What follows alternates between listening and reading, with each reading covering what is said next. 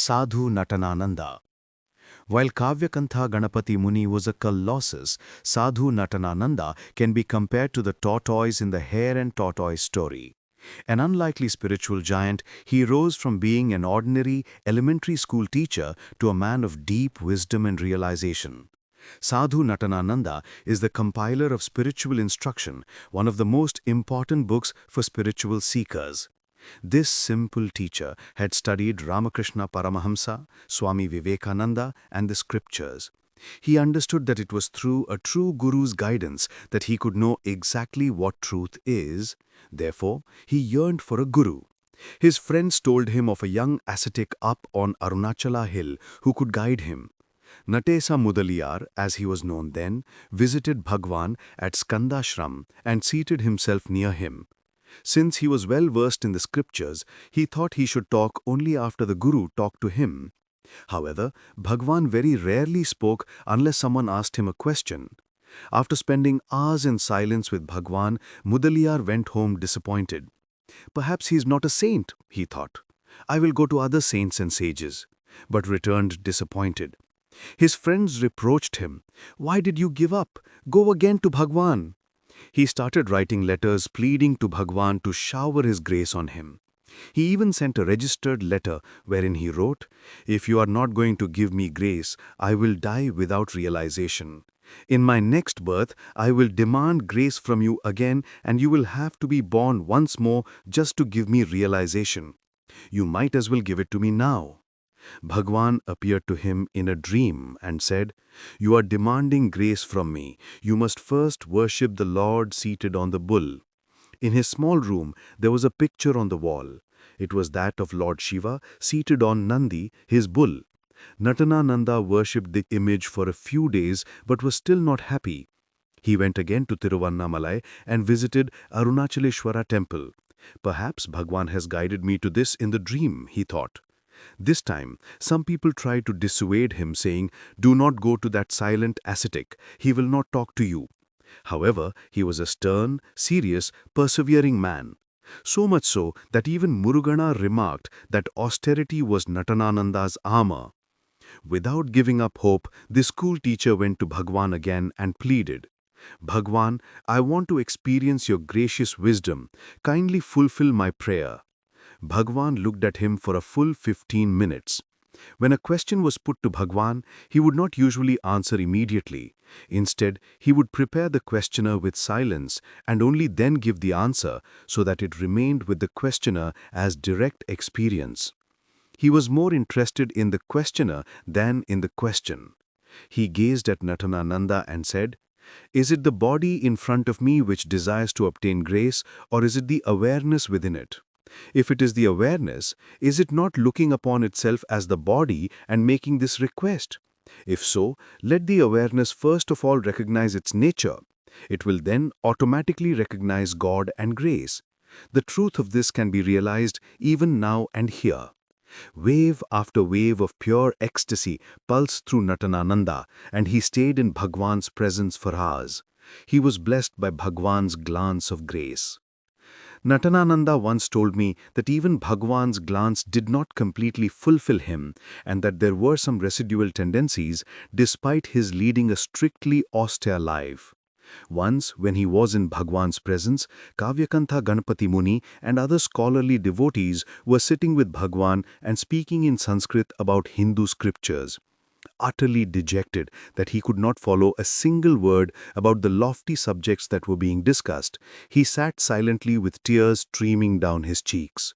When he opened his eyes, everyone had left and only Bhagwan was there. Bhagwan looked at him compassionately and asked, "Why are you so dejected? If you're really unfit to realize the self in this life, you could not have come to this place at all. The power that drew you here will make you realize the self.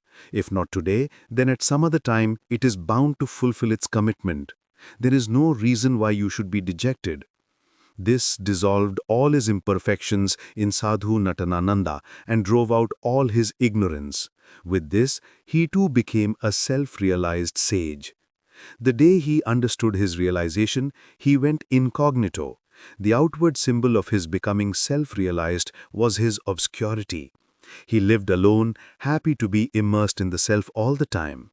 After Bhagwan's Mahasamadhi in 1950 and until 1967, many did not even know if Natanananda was still alive. Even though he stayed in a cottage in Tiruvannamalai, no one knew where he was. Like most of the old devotees, I too thought that he had passed away. I had spent 7 years in the ashram when suddenly one day my friend Dorab Framji asked me, "Do you know Sadhu Natanananda is alive?" I jumped with joy because I loved his book Spiritual Instruction. I paid him a visit. He was an austere man with nothing in his room except for a few loincloths. He blessed me and asked, "Are you practicing self-inquiry?" I replied, "I am not capable of doing self-inquiry. I only chant Arunachala Shiva, Arunachala Shiva." His face was red with rage. I was taken aback because this was my very first meeting with him and I was accustomed to people indulging me whenever they met me. Not Natanananda. He was a stern and serious man. He raged, "What a fool you are! What do you think you have come to Bhagwan for? For what function has he chosen you? It is only to make you like him. Read his 40 verses on reality, practice self-inquiry, be the truth. That is why you have been chosen." I was stunned in disbelief. He refused to come into the limelight or even stay at the ashram. Dorab Framji found a cottage next to Osborne's house for him. Natanananda stayed there till 1981. I was very fortunate that he allowed me to visit him and talk to him whenever I liked. Once I drew him out of his reticence by asking him to give me an article for a souvenir I was bringing out for the ashram. He obliged and handed it over to me. Unfortunately, I misplaced it. I assumed he would have a copy. I went to him and said, "Swami, I'm sorry but I lost your article. Please give me your copy. I will very carefully note its contents down and then return it." He laughed and said, "Look around you, Ganesan. My environment gives you an idea about me. Look at my room. There is nothing here. No books, no clothing, no utensils, nothing." Puzzled, I asked, "What do you mean, Swami?" He replied, "Ganesan, you must have come to know that I have written many verses on Bhagwan. However, do you see any book here, even though they were all printed? The moment I wrote my adoration about my master either in verse or prose, I would place it at his master's holy feet. As far as I was concerned, my job was done. After Bhagwan's dropped the body, a few people asked me to write for them, just like you have done. I complied by writing and submitting it to the management. There ended my responsibility. However, he did oblige me by writing that article again, which one can find in the Ramana Pictorial Souvenir, published in 1967. Once I took a family that was popularizing Bhagwan's name to meet Natanananda. He was told about the work they were doing for spreading Bhagwan's name. Natanananda became furious. "You talk such nonsense thinking you're going to spread our master's fame? The only way you can do it is by becoming the truth yourself. Put the teachings into practice right here, right now. That is the best way you can serve the Guru. Our master is the teaching.